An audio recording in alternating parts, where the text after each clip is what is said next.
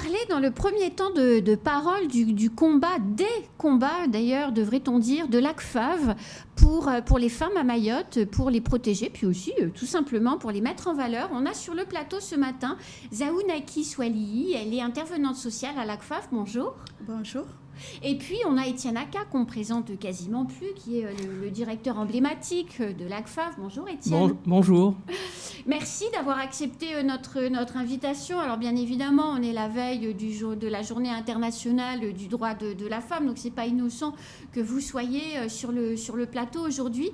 Zaounaki, les missions essentielles de l'ACFAV, c'est quoi? Parce que, en fait, le travail que vous faites sur les décasages fait oublier finalement l'ADN de l'association. Alors, je vais d'abord présenter l'ACFAV, qui est une association pour la condition féminine et de victimes, qui a été créée en 1986. Disons que c'est une association qui a été créée par les femmes. Victimes, par des femmes victimes en fait, oui, de violences ou... Que ce soit violence conjugale ou intrafamiliale et agression sexuelle.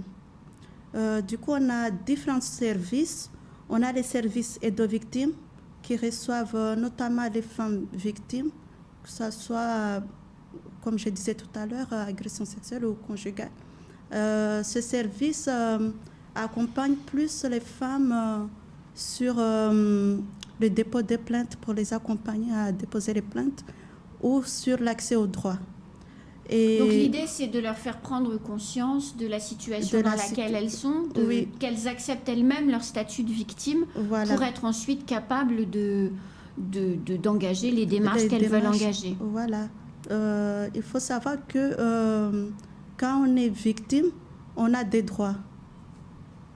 On a des droits et c'est l'aide aux victimes qui accompagne les familles pour accès à leurs droits.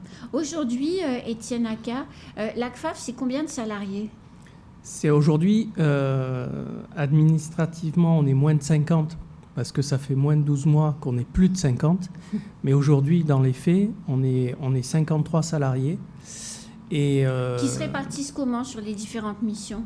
Alors, qui se répartissent, effectivement, il y a peu de salariés, il y a 5 salariés qui sont sur l'aide aux victimes, avec l'astreinte du 55-55 qui est ouvert. C'est quoi le 55-55? Alors le 55-55, c'est un numéro d'appel pour les femmes victimes de violences. La grosse partie des appels concerne des femmes, mais de temps en temps, il y a des hommes qui appellent. Et il y a des toujours... hommes qui appellent parce qu'ils sont victimes ou des hommes qui appellent parce qu'ils sont victimes. Parce qu'ils sont victimes. Ils sont victimes de violences. C'est rare, hein. Franchement, il y a un petit peu de honte à déclarer qu'on est qu'on est victime de violences de sa compagne ou de sa femme. Mais c'est surtout les plaintes des femmes. Et c'est un numéro ouvert toute l'année, 365 jours sur 365. Et aujourd'hui, vous avez un service hébergement dont a parlé Zaounaki, qui poursuit l'aide aux victimes, c'est-à-dire que les femmes victimes de violences sont mises à l'abri de leurs auteurs et sont hébergées grâce au service hébergement. Donc on les met à l'abri de leurs auteurs. Voilà, donc ça c'est très important. Et nous on organise la journée internationale des droits des femmes demain sur 2 endroits avec l'Académa sur la place de la République et sur le gymnase de Cavani. Voilà, donc c'est une journée spéciale parce que c'est une journée qui a été officielle en 1977, mais c'est une journée qu'on fait vivre tous les jours. L'ACFAV se bat toute l'année sur les droits des femmes. C'est pas juste demain. Alors, Zaounaki, l'ACFAV reçoit aujourd'hui, par exemple, au 55-55, en une année, à peu près combien d'appels? 500. Ça, je peux pas. 500 appels. 1500. 1500 appels, quand même. Oui. Et ces 1500 appels font ensuite l'objet, je suppose, d'une prise en charge au moment où l'appel arrive, bien évidemment. Mais ensuite, les personnes qui se sont signalées, elles sont revues, comment ça se passe? Elles sont revues, elles sont suivies. Il y a des signalements qui sont faits. On reçoit les victimes, leurs familles. C'est un peu compliqué. Ah oui, j'imagine bien. Et en même temps, il y a des femmes qui ne veulent pas porter plainte. Et là, les juristes essayent qu'elles portent plainte, parce que si elles ne portent pas plainte, on ne peut pas aller au-delà. Alors, au-delà du 55-55, Zaounaki, il y a des femmes qui se présentent dans les locaux pour venir, je suppose, rencontrer les travailleurs sociaux. Comment ça se passe? Vient qui veut? Ils sont où d'abord les locaux? Pour les femmes qui nous écoutent aujourd'hui et qui se diraient, peut-être qu'il faudrait que j'aille discuter, voir, qui vous trouvent sympathique et souriante et qui se diraient, il faudrait peut-être que je parle de ma situation. Comment elles font? Tout d'abord, on reçoit les demandes via SIAO. En fait, si on est... SIAO, c'est quoi ça? C'est la Croix-Rouge, le 115. C'est un numéro d'urgence. Du coup, la famille appelle sur ce numéro. Parce que le 115, c'est le SAMU social. C'est le SAMU social, oui, effectivement. Ils appellent sur ce numéro et les intervenants sociaux qui sont au 115 prennent leur demande et nous envoient la demande. Dès qu'on a la demande, on traite, on appelle la famille et on propose, parce qu'on a un règlement intérieur ainsi qu'un contrat, on propose un logement. Après, on a un dispositif de femmes victimes de violences qui est un dispositif, c'est 10 places maximum. Et la famille est prise en charge pendant 3 mois. Pendant les 3 mois, on va accompagner la famille. Si elle est en situation irrégulière, on va entamer les démarches, tout ce qui est accès au droit pour sa régularisation. Et aussi, je peux dire que la famille est hébergée, accompagnée. Et, on a une psychologue qui est là aussi pour les écouter. Je peux rajouter, aujourd'hui, grâce à la DETS, on a 19 places réservées aux femmes victimes de violences qu'on est en train de mettre en place, qu'on va à des endroits confidentiels pour pas que les auteurs puissent les retrouver. C'est nouveau à l'ACFAV.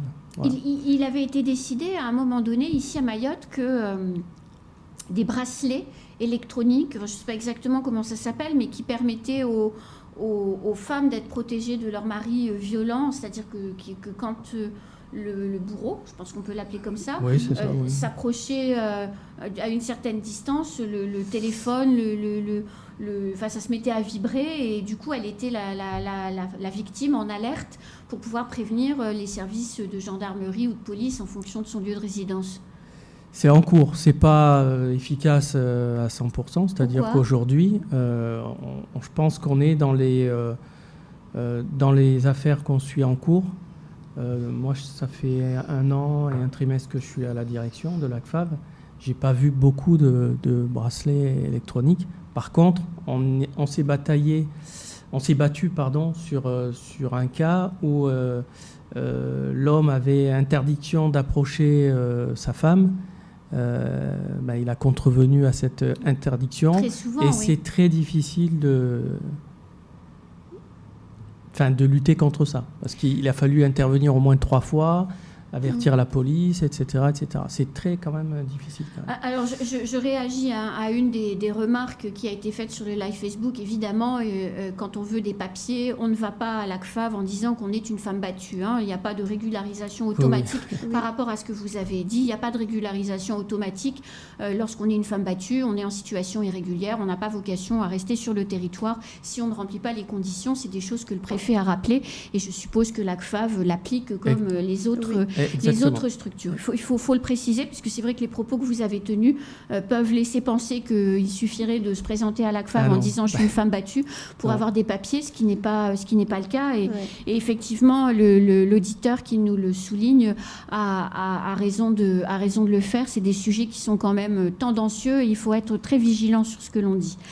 Demain, journée internationale du droit de la femme, Étienne Aka, vous avez une manifestation qui est organisée au gymnase de Cavani. Qu'est-ce qui va s'y passer ? Alors, ce que je vais faire, parce que c'est la journée des droits de la femme, comme je suis accompagné par Zaunaki, je voudrais bien qu'elle présente la journée, puisqu'elle a participé aux réunions d'organisation de cette journée. Et je voudrais bien, comme c'est une femme, je voudrais qu'elle s'exprime là-dessus. Ok. La journée de demain, ça va se passer au gymnase de Cavani, à partir de 8h jusqu'à 11h30. À 8h, on va faire l'accueil et la présentation de la journée. À 8h30, on aura le discours des officiels. Et à 9h, on a invité la chanteuse Sandaté pour l'ouverture de la journée. On a aussi invité les jeunes de Caritas et apprentis d'Auteuil pour une présentation de slam. Et on a d'autres surprises dans la journée.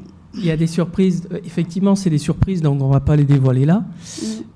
Mais il y a un concours de slam avec des jeunes qui participent.